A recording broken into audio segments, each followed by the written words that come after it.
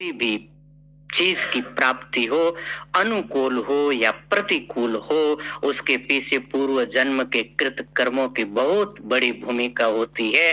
कर्मों का फल समझते हुए यदि हंसते हंसते हम उनको यदि सहन कर जाए तो न आपको दुख होगा, न आपको पीड़ा होगी, न आपको वेदना होगी।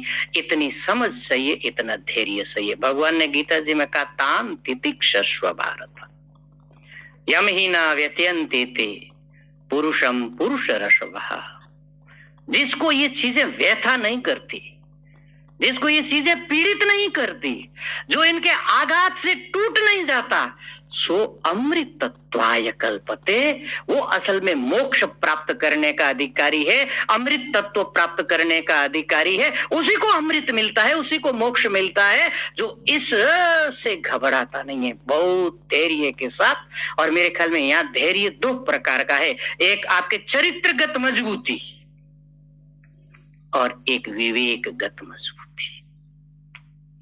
आपके भीतर इतना विवेक हो कि आप उस आघात को न्यूट्रलाइज कर पाए विवेक से। और एक जीवन में भी जो होगा देखा जाएगा, कर्म का फल भोगने के लिए आए हैं, किया है तो भोगना तो पड़ेगा। हम क्या करते हैं, रोते रहते हैं।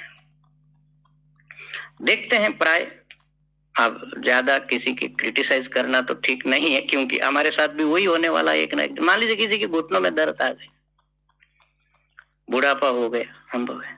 अब जिसको भी मिलेंगे आप पूछ लीजिए कैसे है, क्या बताए महाराज के घुटना एकदम नहीं चलता है, इधर भी दर्द उधर भी दर्द, बैठ नहीं सके, ये ना करे। 10 आदमी आए और 10 आदमी पूछे और 10 आदमी के सामने यही रोना रोना, क्या उससे घुटने का दर्द चला जाएगा? क्या संभव है? क्या प्रारब्ध का भोग है, आया है, भोगना है। एक बड़ी अच्छी बात याद आ गई, ऐसी बातें याद ना आए तो अच्छा है। कोई हमारे जो परम श्रद्धेय ब्रह्मलीन स्वामी त्रिवेणीपुरी जी महाराज, आप में से अधिकतर लोगों ने संन्यास आश्रम वाले उनका संग किया होगा, उनका दर्शन किया होगा। कोई एक बूढ़ी माँ उसके पास गई, उनके पास गई, महाराज जी बहुत घुटनों में दर्द है, कमर भी बहुत दुखती है, स्पंडलाइसिस हो गया, गर्दन सीधी रखो, ऐसा बोल दिया, ऐसा झुकाओ मत, बहुत परेशानियां हैं, कुछ कर दीजिए गुरुजी, कुछ कर दीजिए। स्वामी जी ने एक बात पूछा कि माँ, जब तुम्हारी शादी हुई थी उस दिन तुम बढ़िया दुल्हन के जैसा सजी थी कि नहीं सजी थी? बोले हाँ सजे थे। कैसा लग रहा था? बोले वो गहना पहन करके तो रूप की रानी लग रही थी। बोले जैसे उस गहनों में सज रही थी ना, ये सब बीमारियां वार्धक्य का गहना है माँ, इसको सहन कर लो, इसको स्वीकार कर लो कि इन गहनों से अब ये सजा हुआ शरीर रहेगा। तुम्हारा पीड़ा, तुम्हारा दुख, कुछ कष्ट कुछ कम हो जाएगा। और होता है, जब हम किसी चीज को सहजता से स्वीकार कर लेते हैं और उसके साथ एडजस्ट करके जीना सीख लेते हैं तो जीवन ज्यादा सरल हो जाता है।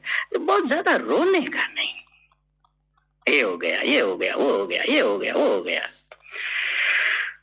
दैन्यम महाधैर्यतः, दीनता अपने भीतर आने देने का नहीं, धैर्य रखने का। दीनता रूप जो दुर्वासना है उसको महाधैर्य, अब महा शब्द दिया, बड़े धैर्य से उसको जीतना है।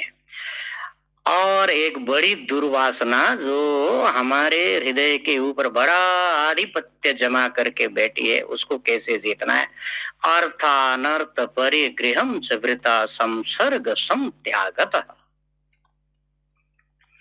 ये जो अर्थ है,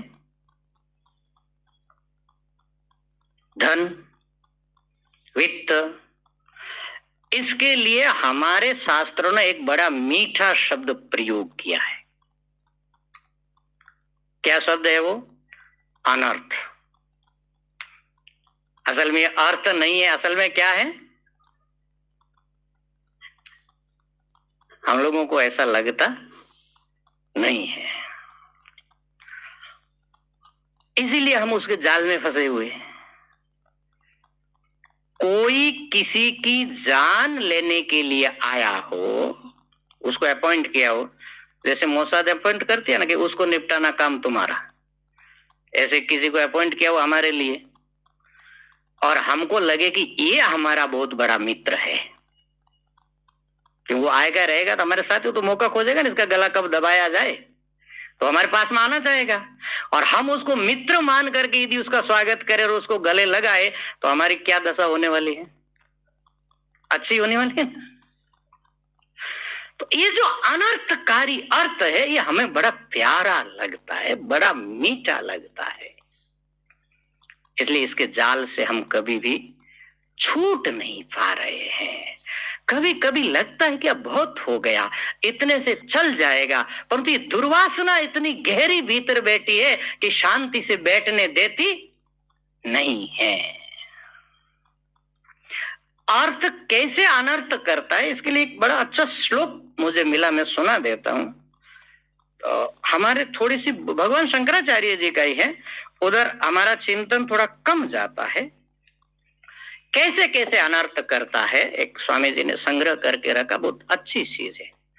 धनम भय निबंधनम, ये पहला अनर्थ है इसका, धनम भय निबंधनम।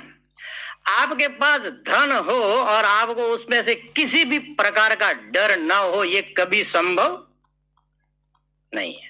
ये तो हमारा व्यक्तिगत अनुभव, इसको ज्यादा व्याख्या करने की जरूरत नहीं है। धनम भय निबंधनम, सतत दुख संवर्धनम, सतत दुख संवर्धनम। और भगवान शंकराचार्य जी ने बताया, अर्थानाम अर्जने दुखम रक्षणे वे, बहुत प्रकार से वो दुख पैदा करता है। पहला तो उसको कमाना बहुत बड़े दुख साध्य है, कमा दिया फिर उसकी रक्षा करना बहुत बड़ा दुख साध्य है, और रक्षित धन जब खर्च करते तो बड़ी वेदना दे करके जाता है।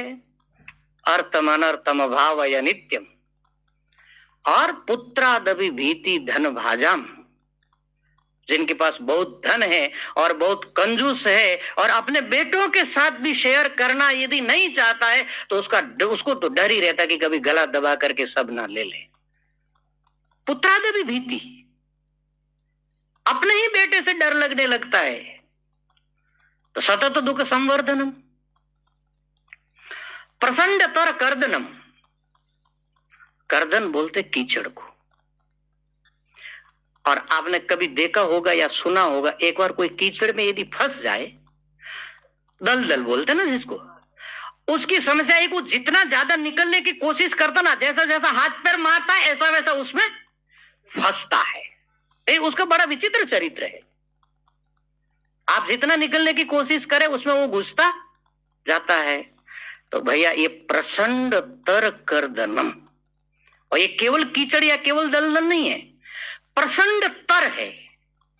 इसके लिए हमने आपको एक छंद सुनाया था, जो 10 20 50 हो ये तो 70,000 लाग मगेगी, कोटि अरब खरब असंख्य धरापति होने की चाह जगेगी, स्वर्ग पताल को राज मिले पुनि तृष्णा अदिति यदि आग लगेगी, सुंदर एक संतोष बिना सट तेरी तो भूख कबू न भगेगी।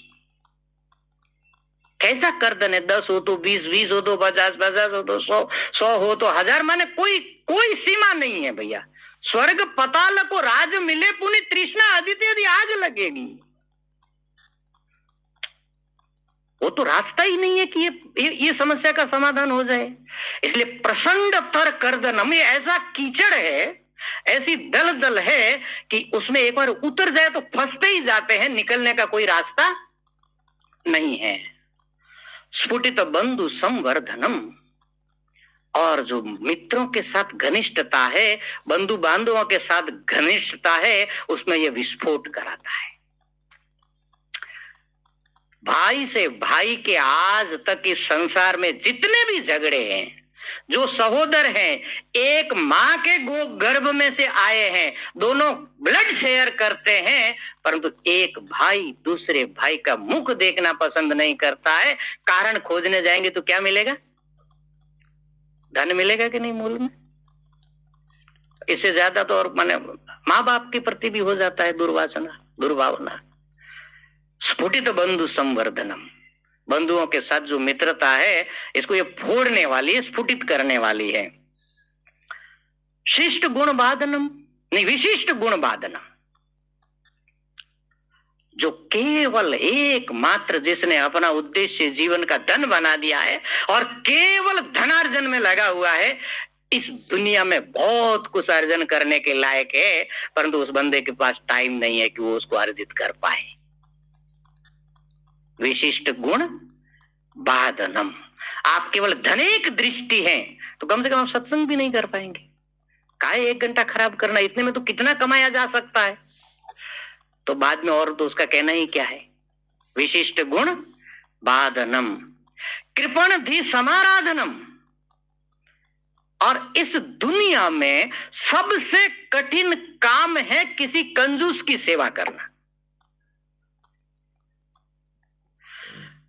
इस दुनिया में सबसे कठिन काम क्या है? किसी महाकंजूस की सेवा करना, क्योंकि आप सेवा करते रहेंगे और वो आपको सूझता रहेगा, तभी तो महाकंजूस हुआ।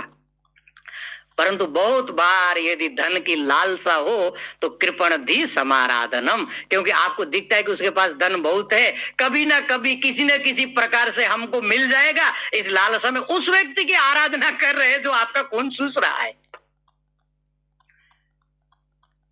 कृपणधि समाराधनम न मुक्ति गति साधनम। दूसरी बात इसकी माने सबसे बड़ी कमजोरी है कि ये कितना भी आ जाए अपनी मुक्ति या सदगति की साधना ये अपने स्वरूप से नहीं कर सकता। करता है यदि आप उसका त्याग करना सीखे तो, नहीं तो नहीं करता। न मुक्ति गति साधनम। धन आपकी तिजोरी में भरा पड़ा रहे, वो आपको न तो मुक्ति का कारण बनेगा और न ही सदगति का कारण बनेगा। न मुक्ति गति साधनम भवती नापि हृत शोधनम। नहीं तो वो मुक्ति और गति का साधन बनता है और न ही हृदय के शुद्धिकरण का साधन बनता है। अब बताइए, इसे प्यार करना चाहिए कि नहीं करना चाहिए? और बहुत सारे श्लोक हैं गुरु लोगों ने किया, परंतु मैं सोचता हूं कि इतना बहुत है हमारे लिए। इसको भी यदि हम चिंतन करके ठीक से हजम कर पाए इस बात को, तो